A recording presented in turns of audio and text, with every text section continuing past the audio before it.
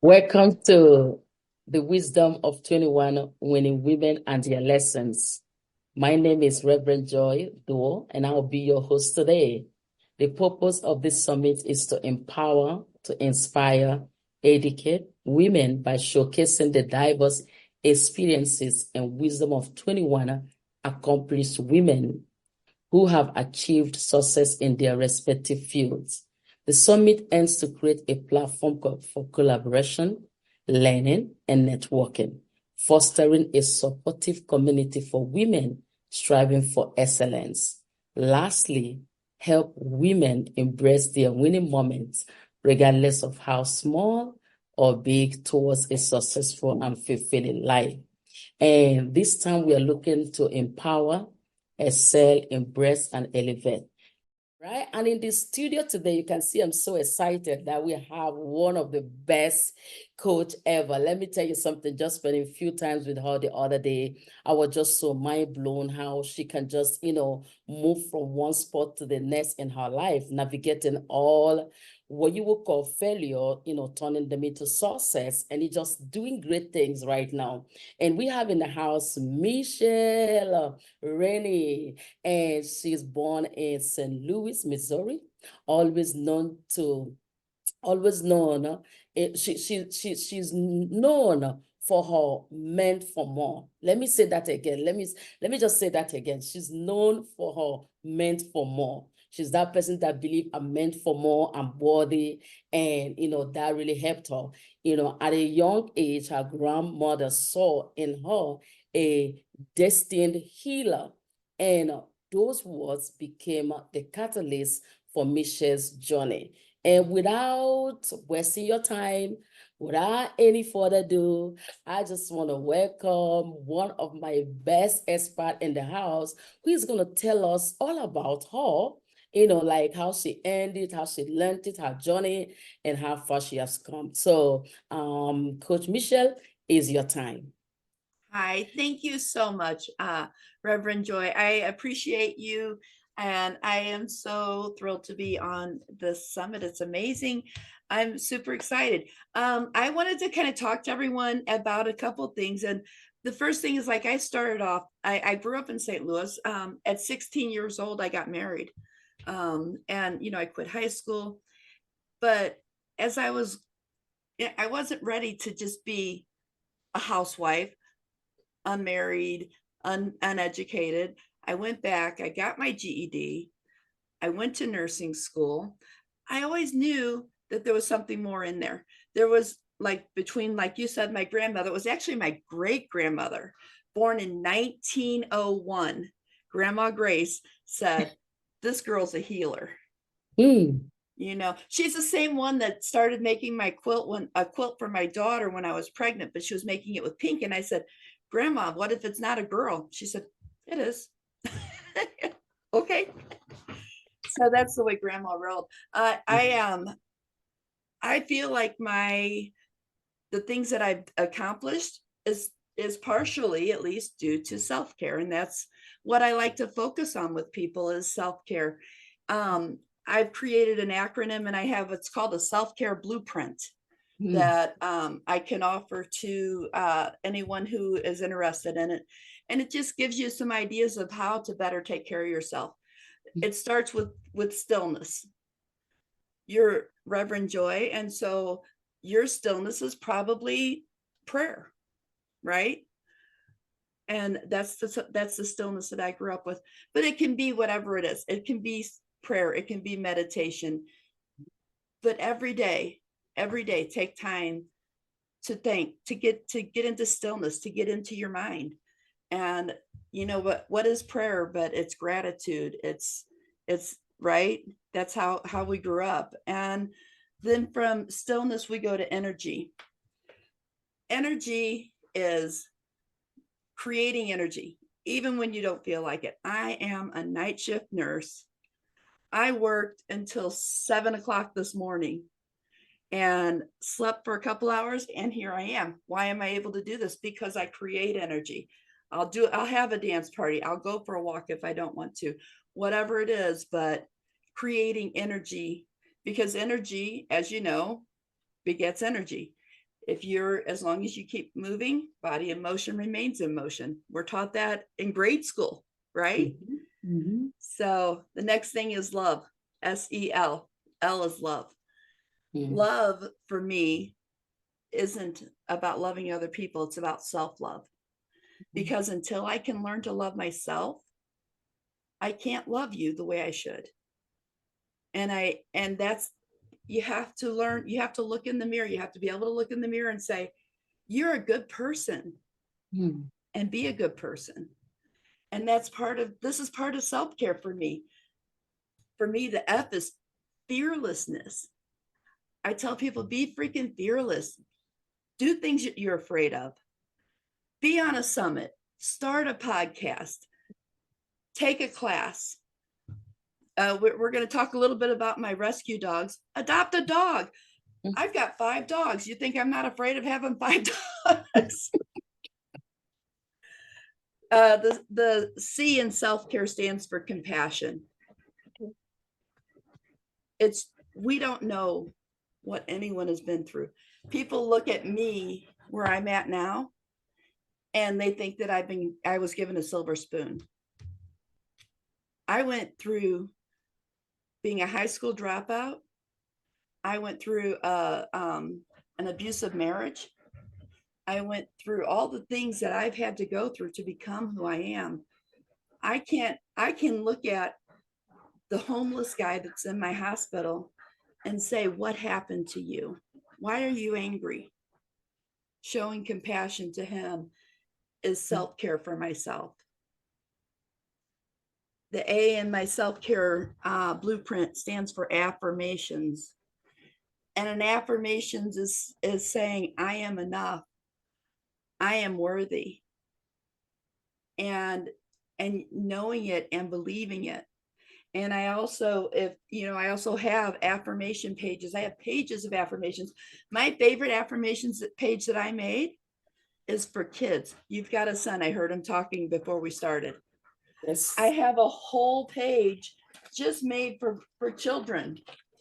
Look at this page. For those who can't see it, I don't know if you can see it. Isn't that so beautiful? It's so cool. It says, I am creative. I am helpful. And if your son takes this sheet and just reads 5 of these a day or 10 of these a day and knows, and it says, I can be anything. I am amazing. I am in charge of how I feel. Because so many people allow someone else to be in charge of who they are. I want you to be in charge of who you are, and that's through affirmations. The R in self-care stands for receiving. I say to you, Reverend Joy, I love your headband. And you go, oh, I just bought that at Walmart. It's nothing. Say thank you. Thank you. Yes. You know, it's so funny because we're afraid to receive compliments. Women don't receive them, right? Somebody says, oh, I like your earrings. Oh yeah, these are old things. No, because that's actually, by not accepting their compliment, it's actually putting them down. You know, if I say, gosh, I really like that headband you have on. I love headbands, by the way. If I say, gosh, I really love that headband you have on, and you go, oh, well, it's nothing, then it makes me feel like, what's wrong with me? Or it makes me like have to encourage you. Oh no, it's really cute. It's such a good color on you.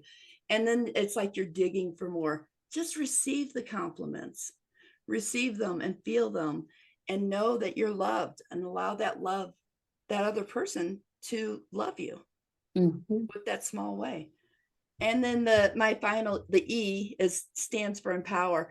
And the key here is to find a way to empower yourself. Find one thing. If you're in a situation where you feel powerless, there is one thing you can control. There is something.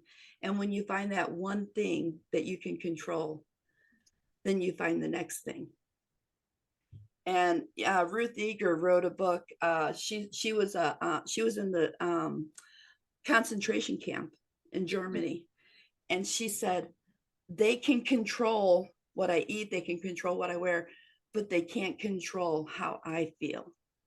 I can control what I'm going to do. And she and her sister would sit there and they would talk about what they were going to do when they got out of there. They didn't give up. They empowered themselves. It's pretty fascinating story. If you're ever looking for a good book, I can recommend it. But that's my self-care blueprint. And it's a fun little blueprint that gives you all the information on how to empower yourself, grow through self-care. Self-care is what I believe in wholeheartedly. Wow, wow. I don't know if you guys were taking note, but I did. This is one of the interview. Hey, I was telling my expert, I said, I don't want to get excited because I know you're loaded with all your years of experience. And if I get excited, I might not be able to talk good. So as you guys realize, I was just bumping the way up because I'm excited. I'm very, very excited to have our amazing coach. I spent a few minutes with her in the past, and I, seen all the work that she's doing, following her on all her pages that she's going to tell you guys, not me. Yes. And I realized that, she's just a powerhouse.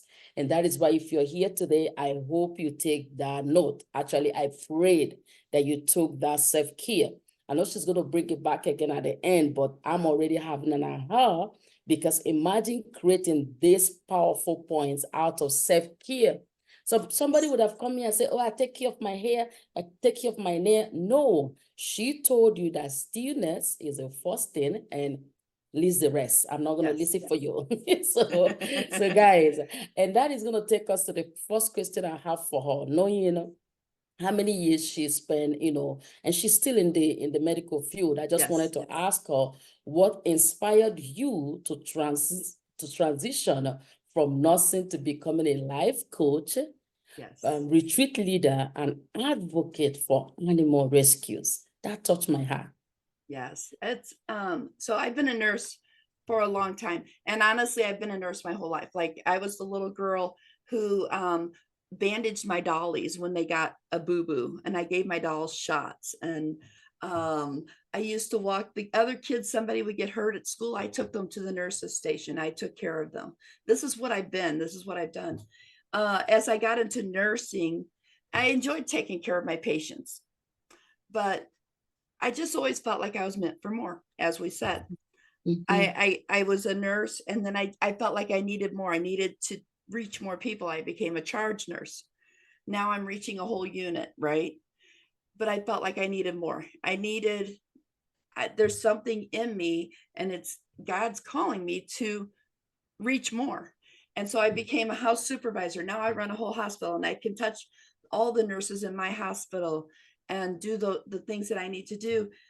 But there's still, I need to be able to reach more people through summits like this, where I'm reaching out and I'm able to reach people and teach them things like about self-care, teach them how to be more who they want to be.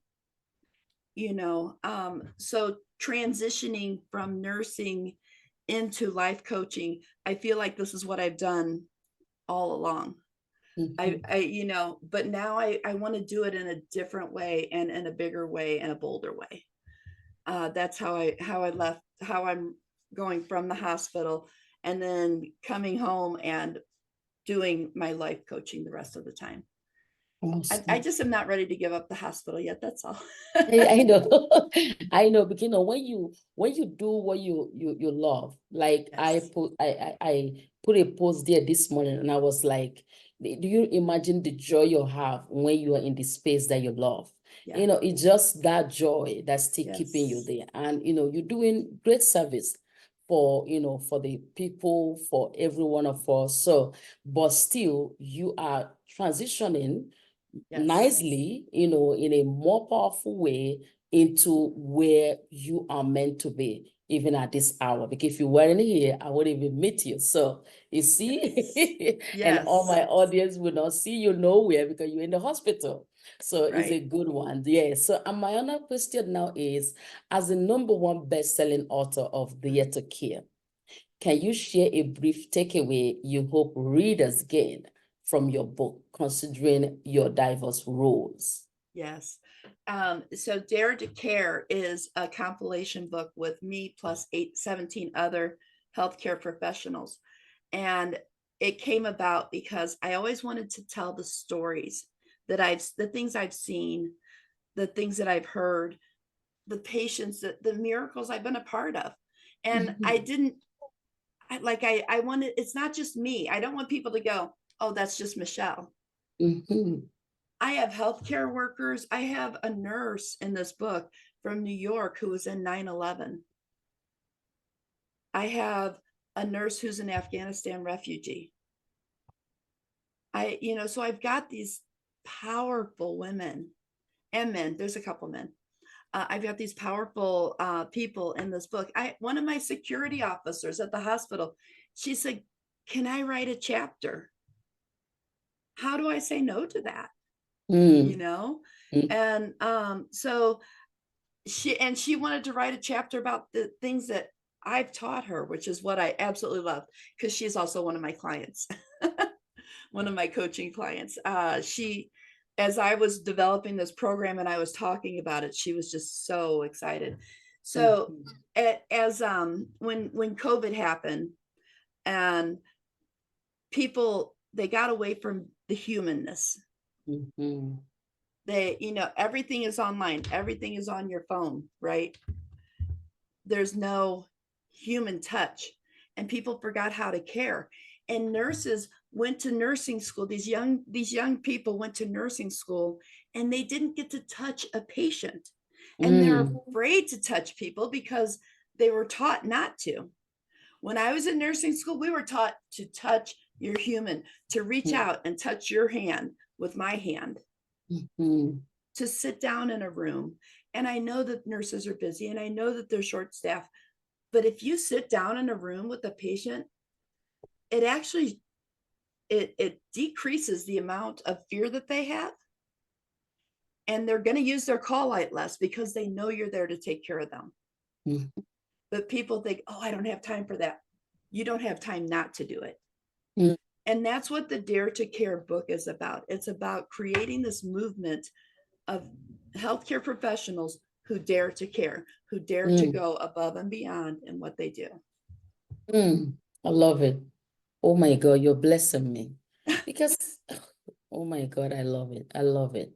Thank This you. is like, from the heart, serving from a, you know, imagine when you said that, what came to my mind?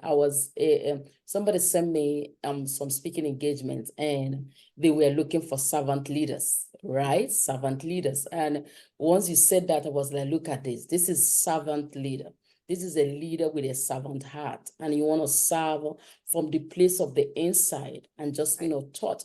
You know what touch can do? Sometimes people get touched and they feel like the sickness even gone away, because most sickness, people die out of fear. Yes. But as you said, you're in the room, are you able to even touch them or see how they're doing, feel all kind of places in their life? Some of Mm-hmm. them even revive just with that. At that Yes. particular time, and now start recovering. And that is what COVID nearly took away from us. So I thank God for you and your team that is doing different. So Yeah. now let's get into the topic that my 9 years old want to hear, Okay. right? And I'm gonna ask you that supporting animal rescues is a unique aspect of your advocacy, right? Yes. How does this passion influence your coaching and retreat leadership, and why is it important for you to connect human well-being with animal well-being?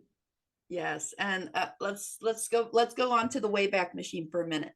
When I was Okay. in high school, before I turned 16 and got pregnant and married, when I was in high school, I did two things. Number one, I was a candy striper. I don't even know if you know what that is. Um, I was a volunteer, like I was the 13-year-old volunteer. We had these little outfits that were red and white pinstriped. And I would take magazines and stuff like that to the patients, nothing, I didn't do anything special, but I did go into the rooms and talk to people. The other thing I did was I worked for the Humane Society. And it was also volunteer. And I did things like I helped we would tear up newspaper. Like now people get beds. We would tear up newspaper to create bedding for these little dogs that were in the shelter. And, Wow. I feed the dogs, and sometimes it was walking them. And, I would take a dog who had been there for a little while and was anxious. I would take him for a walk. Now, people don't realize what personalities dogs may have. I have a dog now, and he's one of my rescues. And I don't know where he's at. Oh, there he is. He's actually the one behind me on the chair there. You see him way back there? I see him. That's Yeti Boy. Mhm. He has anxiety, and he gets super anxious if I'm gone too long, or if I work too many days in a row. He gets anxious, and it's so important for people to be able to take in dogs that are a little bit more high need. Mhm. Humans, we need to take care of other things, of other creatures. That's what we do, especially women, right? We're nurturers. That's what we do. And so it's so important to be able to take in.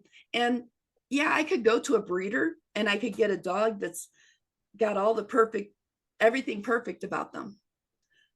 I don't do that. I go to the rescue and I get these little special needs dogs. Whew, some days. I do have 5 dogs, 3 of which are rescues. I work with a company, or a rescue called Positive Difference, in Las Vegas. And then there's a St. Louis Pet Rescue in St. Louis, that even though we live 1,600 miles away, I still help them with posting stuff on Facebook, or with, I'll donate food. I donated food to a cat that was at its last life, but end of life. I couldn't do anything because I live here. I donated all of its food and litter, because it's important. It's important for us to take care of these animals. And dogs are the only thing like that will, they'll give you everything they have. They will die for you if that's what you ask of them. And it's I love it. amazing. It's my dogs would, they'll my little Yeti Boy who's on that chair back there, if there's a big dog that comes around, and again, he's so anxious, but he's gonna tell that big dog, stay away from my mom. Mm. I love that. I Yeah. love that. I love that. I've been doing this interview for all this while, and the first person, the first expert that have pulled out my 9 years old to come and see you is you. Oh. And I know you watch, you like, what is it? Most people have that ability to just love their animals and just take care of them, and hearing from the heart of who, not just part of them living by her, but going out of her way to even become advocate for them, and look out for them, and look out for the rescue, right, and the cute ones. Yeah. It's just mind blown. I'm so even I am not that, I'm not that mom to my baby when she's ready for those. But trust me, you really moved my heart, that I'm not surprised that she came to see you. And that's what we're talking about, ladies. You can do anything you want to do. Yes. This summit is about collaboration, as you guys can hear. It's about empowering you, it's about elevating, it's about making you not to feel any way with whatever you're doing right now in your life. Because you can do anything and be happy. You know how many people would have wished to have access to these humans, and just, humans and animals, and just join their life and be happy. If it's what makes you happy, go for it. Not because somebody is not happy about it, you're going to now kill your own emotions or your joy just for them to be happy. No. So we are calling you ladies right here, watching right now. Yes. There's some parts she didn't share, which I'm just going to throw it out there, because not only was she doing all this amazing thing, but there was a time of breaking. There was a time that she, said, I had enough of this. I'm going to move on. You might be watching, oh, she's an expert. She had it all figured out. Her marriage was good. Her life was good. No, I'm going to let Coach Michelle tell all of you, because I'm doing this summit for all of you who are feeling that you failed and you don't know where to start. That is my passion. That is my mission for this vision. And I want her to tell you, how was it in her first years of her life. And how did she even, there's something she told me I want her to share with you guys. Like, this is specifically for you. How she always asked the people that was having the same encounter she was happening in her life, which nobody in the hospital knew. They thought she was just, everything was working good, but she had to go out and always ask them, questions that make people feel like, Coach, how do you know about this? But they never know that she was going through the same thing for years. So I just want her to say it to you so that you will know that regardless of where you are right now, you can rise. Coach Michelle, tell us about it. Yes. Let me add one more thing about rescues real quick, and then we'll go back to that. If someone doesn't want to get, you're unable to get a dog right now, you're unable to get an animal, you can still volunteer at the shelter like I did when I was 14 years old. Okay. And you can go and take a dog for a walk. You don't have to take the dog home. You can take a dog for a walk and get it out of the kennel for 5 minutes. Wow. And that dog will be more likely to get adopted by its forever home. That's what I want to say about that also. That's now, a good one. Yes. Let's talk a little bit about my past. So as I said, I got married when I was 16 years old. And then when I was 18 years old, I got pregnant. I was pregnant when I was 16. I lost the baby, but I was already married. I had already quit high school. When I was 18, I was pregnant again. That was the first time that I was physically hit by my ex-husband, now ex-husband. So I went through this when I went through like, okay, I want to learn how to drive. I want to be able to take my son because I couldn't even drive. I was 16 years old when I got married. I couldn't even drive a car. And I said, I want to get a driver's license before I have this baby. So if my baby gets sick, I can take him to the hospital. Mm-hmm. And I did. And then when I was 18, or when I was 21 rather, I got pregnant again. And I said, before I have this baby, I want to get my high school diploma.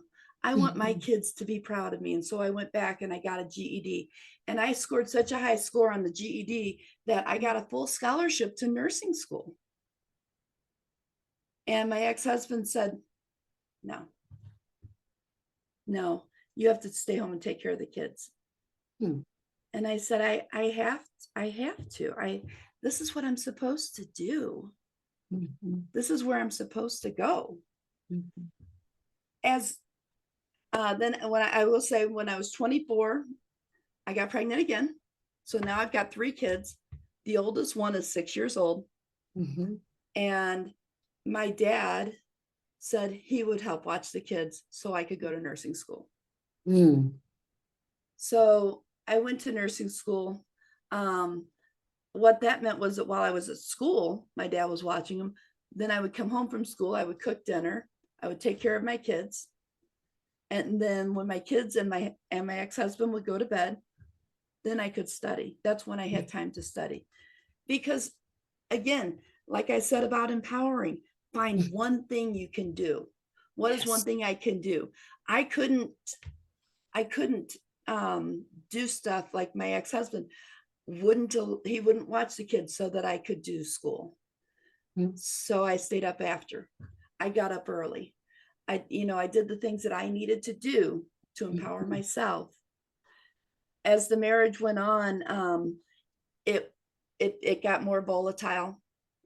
And it's funny because as a nurse, I would have to ask people, are you safe at home? And I was always shocked how many people said no. I was shocked. Why is it only me that these patients are saying no to? And it's because I either knew the right way to ask the question or because they felt that kindred soul. They knew that I wasn't safe at home, that I didn't feel safe at home. I stayed in the marriage because good women don't get divorced. They continue to just put up with what they have to put up with. And that's not true, ladies. If you're in an unsafe situation, get out. Yes. The last night that I stayed with my ex-husband, he had a gun pointed at me. He was going to shoot me and then shoot himself. My daughter, 20 years old, home from college, was hiding under her bed in the basement, afraid that if she heard a gunshot, is that dad shooting mom and he's coming for me, or is that dad shooting himself? And she didn't know what to do either. Now think about that. This is the life. This is what I created, the legacy for my child, is that it's okay to be hit. It's okay. It's not. Get out, be safe, and find a way out. And so I talked my ex-husband down. I got him to put the gun away. We went to bed. He went right to sleep like nothing. I'm like this. Oh my God. He's asleep. I got up. I'm a nurse, dude. I went to work. Nothing happened. I went to work. I was doing my job, and all of a sudden I started crying, and my charge nurse said, "What's going on?" And I told her what happened. And even then, my intention was, I'm going to go home and I'm going to take care of stuff. What is wrong with me? This guy just had a gun pointed at me less than 12 hours, and I'm going to go back home to him. Because I didn't realize, you don't know what you're getting into, but look at what you're in and think, is this how I want my daughter? What would I think if this was my daughter? What if this is your daughter? Do you want your grandchild? Do you want your son to behave like this? No. I was able to not to get him to go. I got him to go to the hospital. I told him, you can't stay with me until you get some help. You've got to get counseling. Now, I'm a nurse. I know that if he goes to the hospital and they say, what happened? And he says, well, I was going to shoot my wife and then shoot myself. He's not leaving that hospital. He didn't know that. So he went to the hospital for a counseling session, and they kept him. And that was how I got out of that situation. Now, let me tell you, when we got out of the counselor's office, and I left and went back home, and I went to take all the guns out, I thought I was safe after I had him put the gun away, because I had the key to the gun case. The handgun was in our bedroom under his bed. So even when I thought I was safe, I never was. And I was lucky. I got out. I got out with my life. Not everyone's so lucky. That's true. That's true. And that's the part that, you shared with me, that I was like, I want to share with you guys. Not everyone got lucky. Even something happened today, even if you don't know about it, yesterday.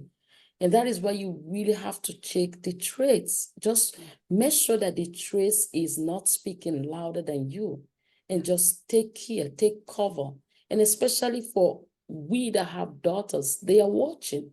And is that really the life you want for them? As Coach Michelle asked, ask yourself that every day. And be sure that truly what you living in, or how I'm not saying anything. I'm a reverend minister. I don't in any way, support you to make a hasty decision, but just be sure that there's no violence like that, especially around women who are coming up. So, and even men, because tomorrow they turn and they do the same thing because you did not put a stop to when you were supposed to. And that is what this summit is all about. And with all that, I just, wanted our coach, I don't know why she touched me so much, and I don't want to go to that place, because I know you're watching, you've been going through so much. A lot of things has happened. Failure has happened. Marriage has gone wrong. Children have gone wrong. A lot has happened, but you can pick up yourself. You can, if our coach today, which she did, picked up herself, even when nobody knew. Some people will hide it till they have the obituary. They have like, okay, Michelle gone. Yeah. But that day she brave and cried out to that person. Yes, I know I can handle this, but is out of my way. That's what we want to create here for you. You can, join us wherever, however, which my coach is going to tell you how to link up with her. If you're going through that right now, it's time to hear some advice. Yes. Telling you can reach out to me, you can reach out to the coach, but I'm going to let coach tell us how can we find you, the people that want to do what you're doing, and also your social media links and everything, and the free gift that you have for them today. All the amazing ladies that have been on here all the time. I love it, and I'm so excited, and I'm on all the social media platforms. Truly, most of them I'm on as Michelle Weihman or Michelle Renee Weihman, and on TikTok I'm actually under Dare to Care. So because I that's my goal in TikTok, is to teach people how to care more, and those, whether it's about my dogs or about humans, I like both. Yes, I realize. I like both. So yes, the free, so anybody can reach me. I'm on social media. I'm on Facebook. I'm on LinkedIn. I am on Instagram. I got them all, TikTok. And just reach out, and I promise you that I have a professional page and a personal page. You can find either one. There is another Michelle Weihman that it's like one of my husband's cousin's wives. So you do have to make sure it's Michelle R. Weihman. And the other one lives in Illinois. I live in Las Vegas. It's easy. Big difference. But yeah, just please reach out to me. If you notice back there, I have stuff. It's a Daisy Award. It's a special award that we get in nursing. It's an international award. And I got mine because I had a nurse who called me and said, I'm not going to be able to make it to work. And I said, are you okay? And there was something about her voice. And I said, are you safe? Mm-hmm. And she told me no. Hmm. She was not safe. She said, I don't know what to do. She was a travel nurse. She was coming here. She had her dog, and her husband had punched her dog. Oh my, now that's too much. punched her dog. Her dog was trying to protect her, and he hit the dog. He busted out the window in her car. And she said, I don't know what to do. And I called my now husband. I met Christoph when I was living in St. Louis, and then we moved to Las Vegas. He moved here in December of 2012, and I moved here in January of 2013. So I called Christoph and I said, I need to help this lady.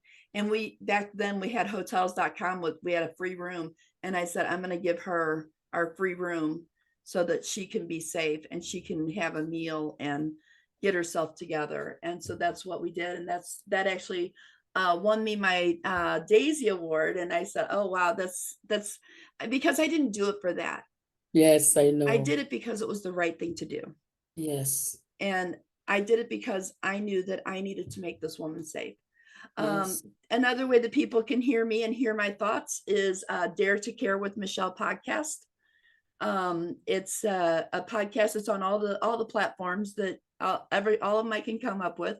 That little heart at the top behind me, that's my logo for the Dare to Care podcast. And I have amazing guests on there. I have everyone from medical personnel. I've got a doctor who was on recently talking about how to fast. He was talking about fasting and the proper way to fast. And I have a good friend of mine who lost her son when he was 18 years old, 2 weeks before high school graduation, on a motorcycle accident.